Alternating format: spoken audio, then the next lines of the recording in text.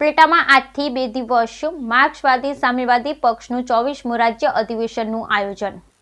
રાજકોટ જિલ્લાના ઉપલેટામાં સામ્યવાદી માર્ક્સવાદી પક્ષનું ગુજરાત રાજ્ય અધિવેશનનું 2 દિવસ ઉપલેટા ખાતે આયોજન કરવામાં આવ્યું। પક્ષની પ્રતિષ્ઠા, પ્રામાણિકતા, શ્રમજીવી તેમજ ખેડૂત વર્ગની નિષ્ઠાપૂર્વકની રાજનીતિ કરતા આવ્યા છે। ગુજરાતમાં સામ્યવાદી પક્ષ આઝાદી પૂર્વેથી આજ સુધીના સમયના કાર્યકાળમાં પ્રથમ વખત રાજ્ય અધિવેશન ઉપલેટામાં યોજાયું। આ 24મા રાજ્ય અધિવેશન નિમિત્તે આમ જનતા સાથે સંવાદ થાય, આમ જનતા ભાગ લઈ શકે તે માટે દાસાપંથીવાડી ખાતે એક સેમિનારનું આયોજન કરવામાં આવ્યું। આ સેમિનારના મુખ્ય વક્તા તરીકે દેશના સૌથી મોટા સંગઠન AIKS અખિલ ભારતીય કિસાન સભા રાષ્ટ્રીય અધ્યક્ષ બિરાદર ડોક્ટર અશોક ધવલેજી તથા મૂળ કેલરના અને CPI કેન્દ્રીય પક્ષના મંત્રીમંડળમાં કાર્યરત એવા કોમરેડ મુરલીધરન વગેરે બિરાદરો માર્ગદર્શન આપશે। તો આ સેમિનારમાં નાના સીમાંત ખેડૂતો, શ્રમજીવીઓ, બહેનો, વેપારીઓ વગેરે જોડાયા તેમજ આ અધિવેશનમાં રાજ્યભરમાંથી 200થી પ્રતિનિધિઓ ભાગ લઈ રહ્યા છે, જેમાં ખેતી, લઘુ ઉદ્યોગ, વેપાર, ખેડૂતો, મજદૂર, યુવાનો, વિદ્યાર્થીઓ, શ્રમજીવીઓ, આંગણવાડીના કર્મચારીની રોજગાર અંગે તેમજ વર્તમાન સમયમાં ઉદારીકરણ અને ખાનગીકરણથી લોકજીવન પર અસરો અને વર્તમાન રાજનૈતિક પરિસ્થિતિ અંગે ચર્ચા કરવામાં આવેલ અને સરકાર સમક્ષ માંગણીઓ અને ઠરાવો કરાશે। બ્યુરો રિપોર્ટ વિપુલ ધામેચા, ઉપલેટા।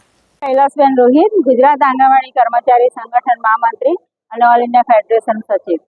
અમે અહીંયા આજે ઉપલેટા મુકામે આવ્યા છે રાજકોટ જિલ્લામાં। અહીંયા CPM પાર્ટીનું અધિવેશન છે અને અમે ગુજરાત આંગણવાડી કર્મચારી સંગઠન આખા ગુજરાતની અંદર 22 જિલ્લામાં અમારું સંગઠન ચાલે છે। અમારા જે સરકાર સાથેના પ્રશ્નો છે એ પ્રશ્નો, અમારી જે માંગણીઓ છે એના માટેની ચર્ચાઓ આજે અમે કરવાના છે અહીંયા। ખરેખર રીતે તો ગુજરાત સરકાર અને કેન્દ્ર સરકાર બંને લેવલે ICDS યોજના જે ચાલે છે એમાં અમારું ખૂબ જ શોષણ થઈ રહ્યું છે। હાલમાં પણ સુપ્રીમ કોર્ટે ચુકાદો આપેલો છે ગ્રેજ્યુટી બાબતે અને આંગણવાડી વર્કર હેલ્પરને કાયમી કરવા માટેનો।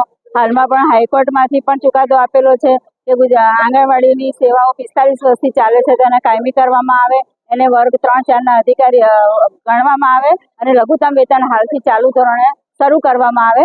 એની અમારી મુખ્ય માંગણીઓ છે। પેન્શન યોજના ચાલુ કરવામાં આવે અને જે અત્યારે 6 ICDSની 6 સેવાઓ ઉપરની જે વધારાની કામગીરીઓ લેવાય છે એમાં અમારું ખૂબ જ શોષણ થાય છે, તો એને દૂર કરી અને વ્યવસ્થિત રીતે એનો જે હેતુ છે યોજનાનો એ હેતુને સફળ બનાવે, સરકારની એટલી જ કામગીરીઓ આપે તો વધુ સારી યોજના ચાલે અને અમને કાયમી ધોરણે દરજ્જો આપે એટલી અમારી માંગણી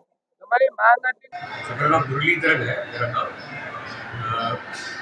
मार्क्सवादी कम्युनिस्ट पार्टी का मैं केंद्रीय शिष्टमंडल का सदस्य दिल्ली से आया हूँ।